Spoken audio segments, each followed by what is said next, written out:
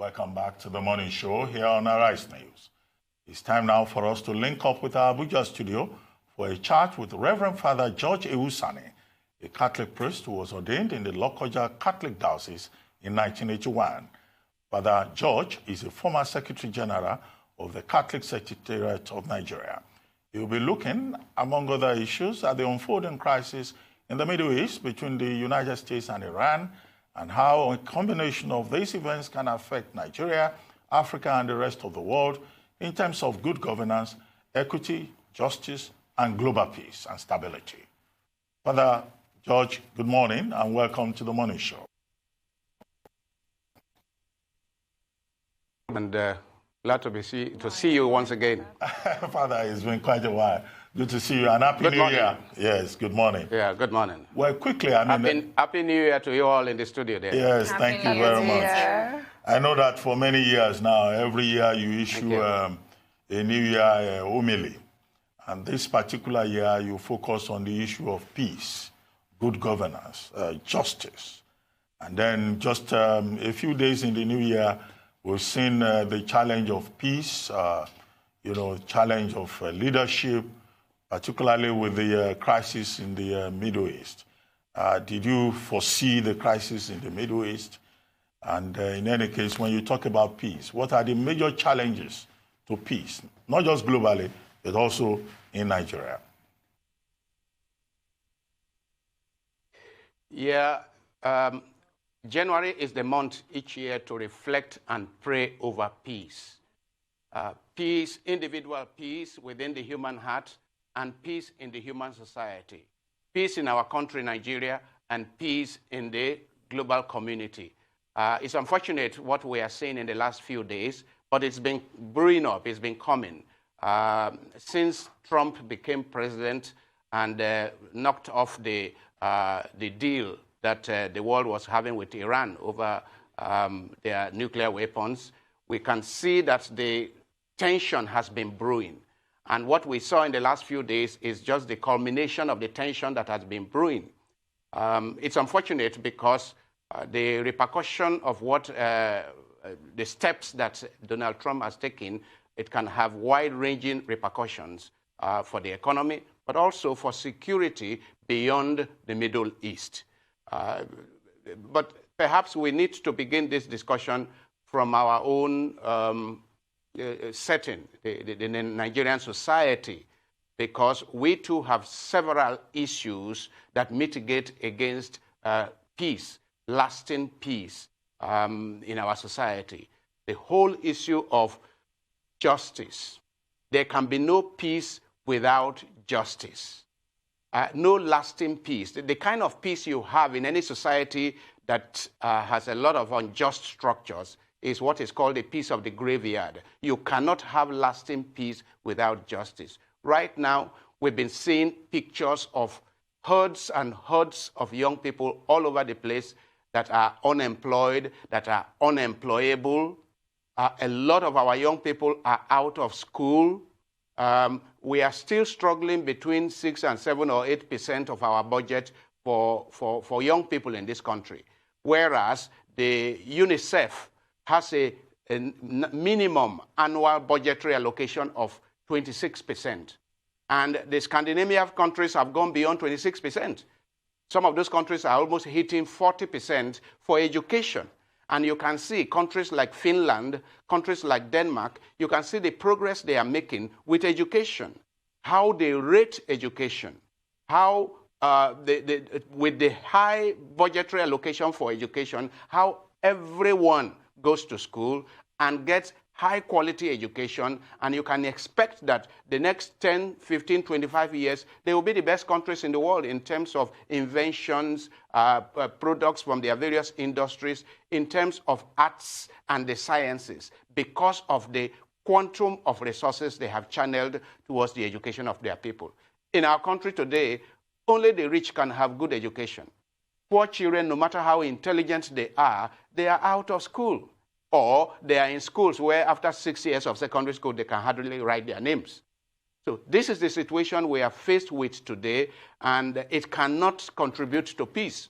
Because where you have a lot of unemployed and unemployable young people, criminality is going to increase, unfortunately. You cannot have lasting peace under such circumstances. We have an educational structure in Nigeria today whereby just recently I looked at the school fees of some of the best schools in Nigeria. The school fees ranging from 5 million to 2 million. Whereas 90%, 95% of our children are going to schools where they cannot afford to pay 50, 100,000 per annum. There are people paying 5 million naira per annum in secondary schools for their children. Now, that is unfair because there is nothing that shows that it is the children of the very rich that will be the most intelligent, that will be the inventors, that will be the ones to win Nobel Prizes. No. The way God distributes intelligence is across the population.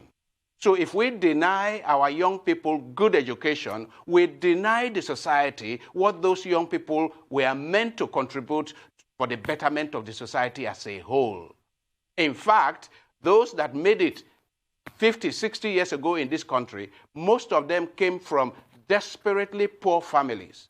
Thanks to people like Obafemi Awolowo, who had free education in Western Nigeria, which is why Western Nigeria continues to have the highest number of professors.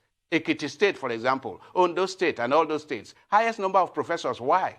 Because their fathers went to school free. They went to school, some of them went to school free. And from the farms, they went to school and came out tops and have become professors. Now, from the farms now, from the slums, we cannot have our children going to any good schools. And therefore, we have condemned not only the future of those children, we have condemned the future of our society to something very unenviable. We cannot compete with the rest of the world. How can we compete, for example, with Finland? With the quality of education in Finland today, with the quality of education in Denmark today, in Sweden today, how can we say we have a global village where we're going to compete with those people? So we really, if we are to have peace, we really need to look at the various structures of our society. There are structures that Pope John Paul II of blessed memory calls structures of injustice. So it's not just injustice between one person and another, one group and another, but we have built injustice into the very structures of our society, and that can never deliver peace to any society. It certainly can. Thank you, Reverend Father.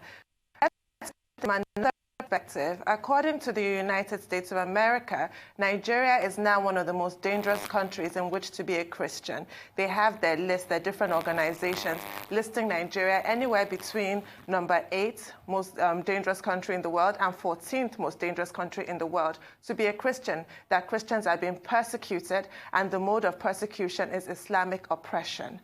Now, Nigerian authorities have been accused of downplaying or denying this reality, most recently by Bishop Matthew Kuka of the Sokoto Diocese. And he has leveled some grave accusations against the government, comparing them to Boko Haram and saying the only distinguishing factor between that terrorist organization and the Nigerian federal government is that Boko Haram uses bombs. What is your take on all of this?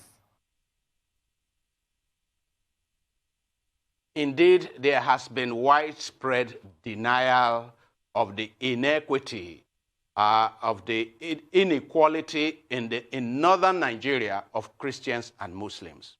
And what the Bishop Kuka is saying is that it is the structures that have been put in place right from colonial times.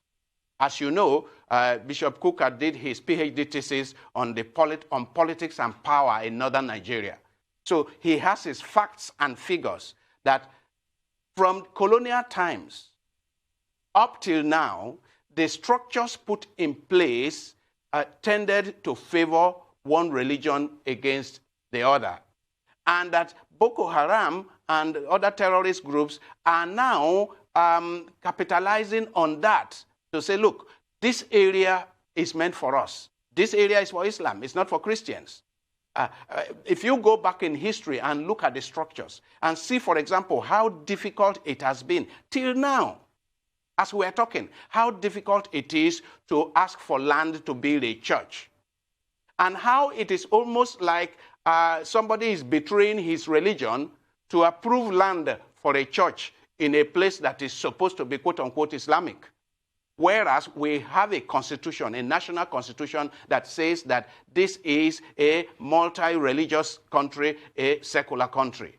So if this is what our constitution says, then just as you have spaces allocated for mosques, you should have spaces allocated for churches equally, unless there's no one asking for space for church. Now, but we know, whether it is Kano State or Sokoto State or any of these states, we know how difficult it is to get a land to build a church. When these people now came up, when the Boko Haram now came up with their hate ideology, now they capitalized on what they saw on ground, that these structures actually entrench our own religion as the religion of the state. Then, of course, you saw what happened in 2001, the whole wave of Sharia all over the 10 or 11 northern states. What impression does it give a child that is growing up in the north? Especially a child growing up who doesn't have benefit of good education. The impression it gives is that this is an Islamic area. Christians, anyone who is a Christian is a foreigner here. It's actually an undesirable element here. Now, we have not done much in civic education. That is all over the country. In teaching people the rights of the average citizen, the rights of the common citizen of Nigeria. What are their fundamental rights? And what efforts is government making to help the individual obtain his or her rights? Because these rights are inalienable. These rights are not given by government. My right to be a Christian and to practice my Christianity in Kano, in Sokoto, in Katsina, is not given by government. It's fundamental. It's inalienable. So what are we doing in our educational system to enshrine this right, to teach these rights, so that the child that comes to primary 1, primary 2, primary 3 can learn that every Nigerian has the right to practice his or her own religion, whatever that religion may be, and that whether you belong to Christianity or Islam or any other religion, that you have the right to be protected by the state in the practice of those religions. When such a child keeps seeing now and again, occasionally churches being burnt, and there are no consequences, and he sees Christians being lined up and executed in the most dastardly manner, and there are no serious consequences, and perhaps the people are never arrested and never prosecuted, then the impression it gives in the mind of the child is that this territory is not for Christians. Christians are like foreigners here. I mean, how can you be in your own country? Nigerians go to the United States, and after 5-10 years, they claim rights in such a way that not only can they become citizens, they stand elections and win elections. We have a number of Nigerian mayors all over the place in Europe and in America. Now, when you go to such places in our country, go to the northern part of Nigeria, the situation is such that it is so difficult to claim your elementary rights, not to talk of winning election to become mayor, local government chairman. Now, we are running a society where we can never really have peace, because it is in the nature of human beings to keep craving for their rights, to fight for their rights. And as long as some people will work towards subjugating others and deny others their rights, to such an extent will people continue to work for their rights and fight for their rights. Then you cannot have peace because of the tension that will ensue. So this is the situation in this country. I agree to a reasonable extent with Bishop Kuka. He is in Sokoto, so he sees it firsthand. He experiences it firsthand. And like I said, he is some kind of expert in that area. His PhD thesis is in politics, religion, and politics in northern Nigeria. So he has his facts and his figures. It is very well documented, the whole history of the relationship between governance and religion in northern Nigeria. Thank you, Reverend Father. And of course, the obvious question next would be to ask you, how then religious leaders can now play more of an integral role in order for us to start overcoming this problem. But Father, I'd also like to bring something else up with you, because Nigeria in practice is also supposed to be a secular state. But of course we are not, because we're a heavily religious country. So we do have a lot of religious influence in politics and governance. Do you think we need to practice proper secularism and completely separate religion from our polity in order for us to start overcoming these problems? Well, Christians in Europe have had a long history of modeling up religion and politics, and the consequences were not good at all. Over, 4, 5, 6 centuries, Christians in Europe, after modeling politics and religion, the confusion it brought about, the violence it brought about, the wars that it generated, Christians in Europe later learned that we need to separate what they call church and state, religion and politics. So it is only recently, it's only in the last 40, 50 years that many people in Europe don't go to church or don't practice religion. They practice religion right up to the 60s and 70s and 80s. But they separated the practice of religion from the project of governance. Now, what we need to do is to recognize that, okay, we are a multi-religious country. If you don't like the word secular, you at least can recognize that we are a multi-religious country. If we are a multi-religious country, then the person who is the governor, the local government chairman, who is the president, cannot be at the same time the superintendent person when it comes to religion. And he or she is to run the society in an equitable manner for everyone who is a citizen or people who are living in our country. Run the country in an equitable manner, give to everyone his or her due. That is what justice is all about, distributive justice, to everyone his or her due, whether it is rights or responsibilities, obligations or privileges, to everyone his or her due. Then you now have the religious leaders, and let them be nothing but religious leaders. People who are helping to mold people in the spiritual, in the moral, to help, even to help contribute to a better society by building people for a life of purpose, a life of meaning, to help people to have morals, to have discipline, for example, the kind of discipline we lack in society today. We have so politicized religion, and we have so brought religion into politics, that even the core responsibility of religious people is being neglected today. The core responsibility of religious people towards the state, to help the state to raise men and women of high morals. Because you see, religion is one of those instruments that humanity has devised using the values that religion promotes to help society to stay sane, to help build peace in society and security in society, helping us to recognize that we are brothers, we are sisters to one another. Therefore, if we serve the same God, then we are children and brothers and sisters with one another. This is one wonderful benefit of religion in any society. Then helping people to recognize. Father, if I may interrupt you here. Well, let's just step back a little to the past. Many years back, you were part of the pro-democracy struggle in Nigeria. And after 1999, you did a book, Nigeria, the Years Eaten by the Locust, which is a collection of essays, in which, the key article there was an article titled Never Again.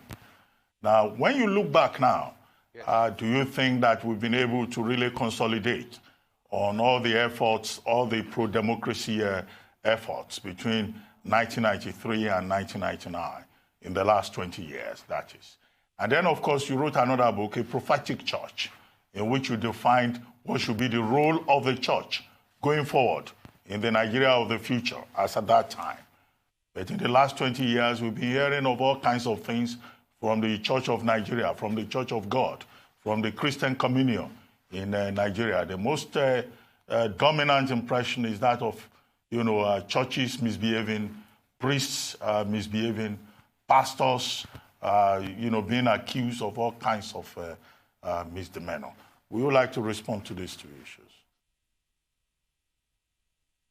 Well, two aspects from what you are saying. The issue of the church, I will comment on later. But with regards to the pro-democracy movement during the Babangida and Abacha era, I would say in large measure, and I have said this to our colleagues who were part of this struggle, Clement Nwankwo, Olisa Agbakoba, and the rest. I have constantly told them, I've told Femi Falana that, look, what it means is that the whole investment of energy of our lives for pro-democracy in all those years is a complete failure.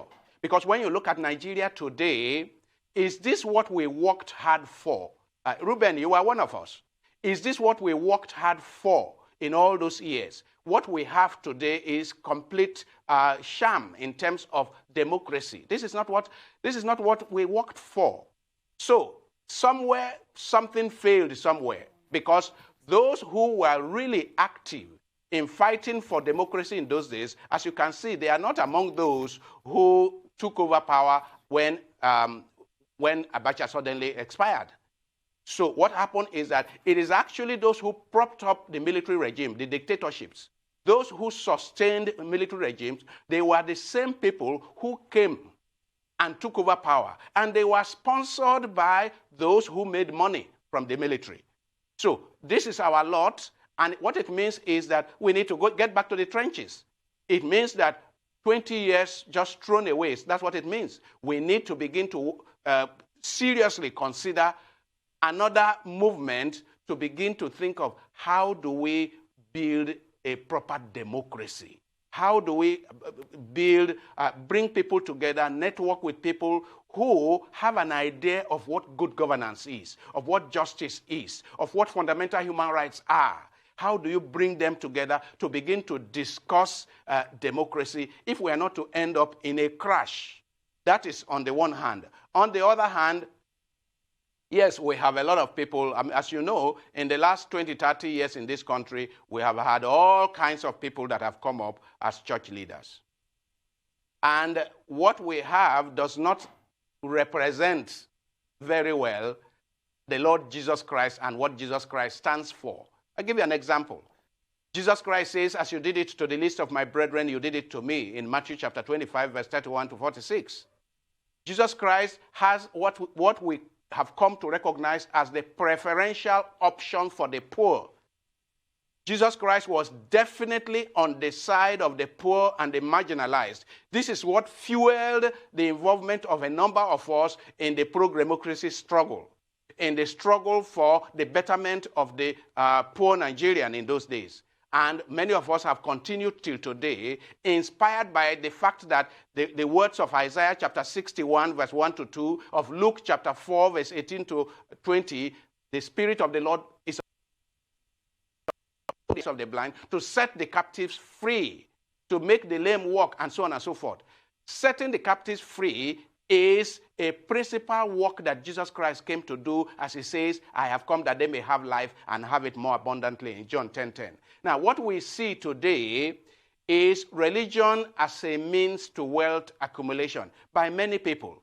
Many people who couldn't make it elsewhere have joined and have become part of the church and leaders in the church and are making millions from the gullibility of the people. A lot of our people are ignorant. A lot of our people are vulnerable. A lot of them are gullible. And then you have all kinds of cash and carry church leaders who are making a kill and smiling to the bank on account of the gullibility of our people. Rather than teach our people, get our people out of this primitive superstition, the life of primitive superstition, what we are doing is promoting that superstition and smiling to the bank on account of promoting that superstition. People are living in fear. Jesus Christ constantly said, do not be afraid. Do not be afraid. But our people are living in fear, and so-called leaders of the church are keeping them in that fear, because as long as they remain in that fear, then they put their whole lives in the hands of so-called men of God who are smiling to the bank while the people's lot is constantly worsening. So for me, these people are exploiting the vulnerability and gullibility of our people and the ignorance of our people. And the challenge I have for our people is take the Bible yourself and read it. Come on, get educated. Do not remain so ignorant and so gullible that you keep following so-called men of God all over the place. You are a child of God yourself. I tell people in my chapel, I say every one of us is a man of God. Every one of us is a woman of God by virtue of our baptism. Well, thank you very much, Father George. So-called men of God all over the place. Thank you very much, Father George. Yes, every one of us is a man of God. Well, thank you very much. Thank you very much indeed.